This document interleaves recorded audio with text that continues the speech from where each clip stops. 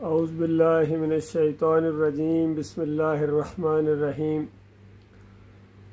वलनज़ीक़न्नहुम मिनल अज़ाबिल अदना दूनल अज़ाबिल अकबर लअल्लहुम यरजिऊन।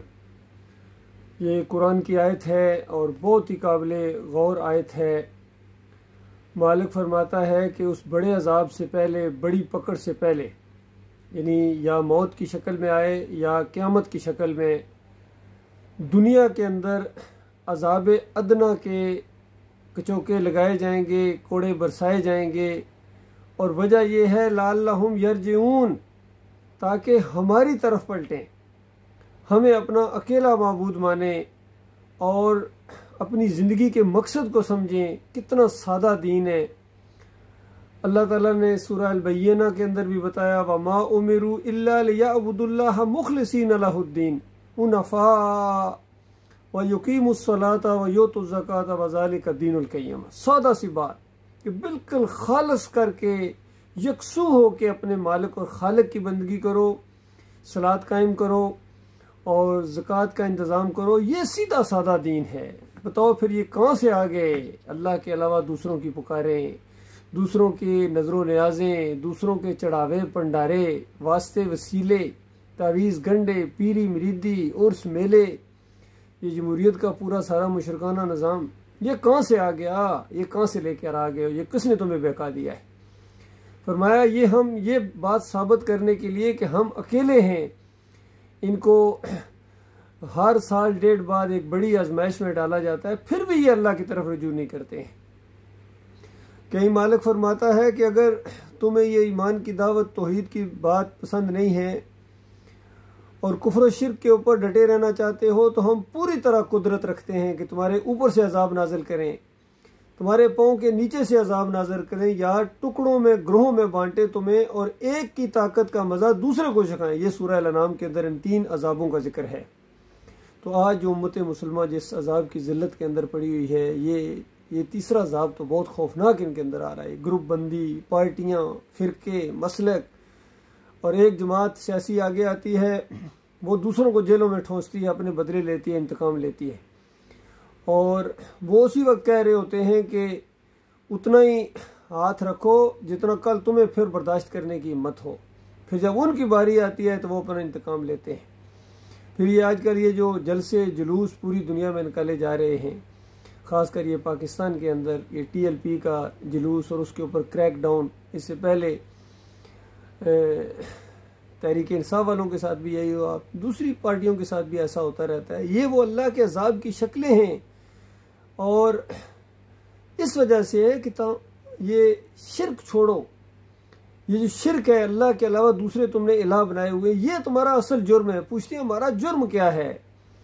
ये तुम्हारा जुर्म है। ऐसा जुर्म शिर्क, अल्लाह को गाली देने के बाद फिर तुम्हें अल्लाह सुकून के साथ कहते हैं जुल्म और ज्यादती हो गई। सबसे बड़ी जुल्म और ज्यादती तो शिर्क है। और ये मरते वक्त भी शिर्क या पुकारे लगा रहे थे, या रसूल मदद, या रसूलुल्लाह मदद को पहुँचे, पता नहीं अपने फलां का वास्ता, नवासों का वास्ता। ये इस तरह शिर्क या पुकारे लगा रहे थे और अल्लाह के गज़ब का कोड़ा इनके ऊपर बरस रहा था। और दूसरी तरफ से भी वही शिर्क या पुकारे, जो हमारे ये जो पुलिस है, रेंजर है, वो भी शिर्क या नारे लगा रहे थे। अफसोस हुआ है इस्लामाबाद पुलिस इस अंदाज से शिर्क या नारे लगा रहे थे। किस कदर अल्लाह के गज़ब को भड़का दिया इन्होंने। तो याद रखना ये चंद दिनों की बात है, हमेशा ये कुछ नहीं होता रहेगा, आखिर मरना है। बड़े बड़े आए हैं यहाँ और फिर वो चले गए हैं, अब वो वापस कभी नहीं आ सकते। काश तुम्हें मालूम हो जाए वो कहाँ चले गए। तुमसे ज़्यादा बड़े आलिम दीन थे, तुमसे ज़्यादा नारे लगाने वाले थे, तुमसे ज़्यादा जोश के साथ तकरीरें करने वाले थे। और किस तरीके से इन्होंने अल्लाह के दीन का मजाक उड़ाया। पगड़ियाँ बांधी इन्होंने, दाढ़ियाँ रखी इन्होंने।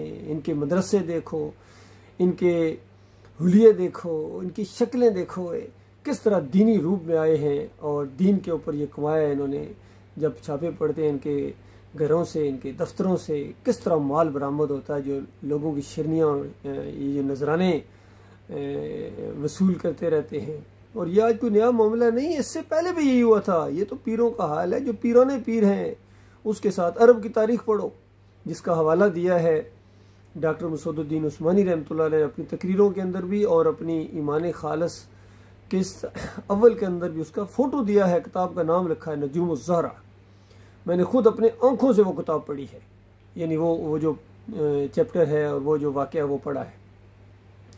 उसके अंदर उबैदुल्लाह इब्न यूनुस जो बहुत ही बड़ा आलिम दीन था और फ़िक़ा और ये जो ज़मीनों की पैमाइश होती है अलजबरा और ये सारी चीज़ें, इसका बड़ा माहिर था, आलिम दीन भी था, मोहित आलिम दीन था। वो देख रहा था कि ये पीराने पीर साहब किस तरह लोगों के नजराने वसूल करते हैं, किस तरह इन्होंने अपने घरों को और अपनी बिरादरी वालों को और अपने कुंबे को किस तरह इन्होंने आबाद किया है और लोगों के माल के ऊपर। तो जब ये गवर्नर बना है वहाँ बगदाद का, तो उसने पहला काम यही किया है।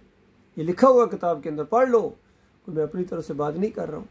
उसने अब्दुल कादिर जिलानी के घर को मस्मार किया और रात को पुलिस भेजी और हड्डियाँ उठा के दजला में फंकवा दी। ये वक्फ की ज़मीन है, ये बिल्कुल उसी तरह की मिसाल है जिस तरह जनरल ज़िया साहब की कब्र वहाँ बनाई गई थी हुकूमत के यानी सरकारी जगहों पर। तो बाद मैंने बेनज़ीर ने उखेड़ के उसको पहुँचा दिया कि ये यहाँ इजाज़त नहीं है। तो हुकूमत वक्त करते हैं जो कुछ करते हैं। तो ये सारे आपस में जो भी लगे हुए हैं, ये चंद दिनों का मामला है। उसके बाद हमेशा की आग के अंदर तुम चले जाओगे, वहाँ क्या करोगे, वापस तो नहीं आ सकोगे। आज मौका है, खालिस तौबा करो, पूरी कौम तौबा करे, शिरक से तौबा करो, मज़ार परस्ती से, गुम्बद परस्ती से, पीर परस्ती से। इस्लाम में कोई पीरी मुरीदी नहीं, याद रखिए। जो उन्होंने सिलसिले, मुझे हैरानगी होती है किस तरह ये जाके झुक झुक के मिलते हैं इंसान। साद रिजवी तो पूरी तरह पूजा करवा रहा अपनी, यही तारिक कादरी करवाते रहे हैं, यही तारिक जमील करवा रहे हैं और झुके जा रही इंसानियत। अल्लाह ताला ने तुम्हें अशरफुल मखलूक बनाया है और तुम असफल साफिलीन बन गए हो।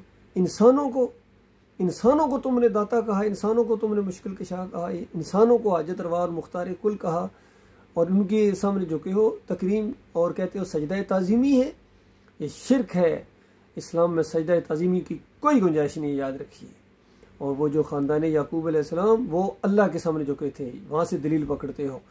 और बिल्कुल कुरान का एक मजमून है कि सारा ख़ानदान वख़र्रु लहू सुजदा, लहू की ज़मीर अल्लाह के लिए है और पूरा ख़ानदान शुक्रगुजारी के तौर पर अल्लाह के सामने सजदा रेज़ हो गया। ये सादा सी बात है वहाँ। और इन्होंने कहाँ से कहाँ पहुँचा दिया, मोमिनों को मुशरिक बना दिया, मुजाहिदों को मुजावर बना दिया। और अल्लाह के बंदों, अगर आज तुम ईमान खालिस की तरफ आ जाओ तो देखो पूरी दुनिया में तुम्हारा रौब और दबदबा होगा। यही वो बात थी जो मैंने अपनी यूनिट 7 पंजाब रेजिमेंट के अंदर कही थी। आज से 38 साल पहले अगर उस वक्त बात मान ली जाती, आज दुनिया का नक्शा तब्दील हो जाता है, यकीन कीजिए। क्योंकि अल्लाह इतनी ताकत वाला है, इतनी कुव्वत वाला है, इतनी कुदरत वाला है।